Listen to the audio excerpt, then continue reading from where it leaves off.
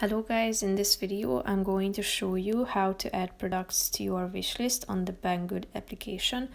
But first I just want to mention, don't forget to subscribe to my channel because at 10,000 subscribers I am going to show you my whole YouTube revenue statistics and growth strategy, how to make money online. Now let's jump into it. First of all, open the application on your phone, and after that you should tap on this Banggood button down below on the left side corner of the screen, and then you can either type in the name of the product that you are looking for into the search bar that you can find at the top of the screen, or you can also use these categories at the top or select from these items. Tap on the relevant one that you have selected, and after that you will be able to see a heart icon in the middle of the screen on the right side. So tap on it if you want to add to your wish list.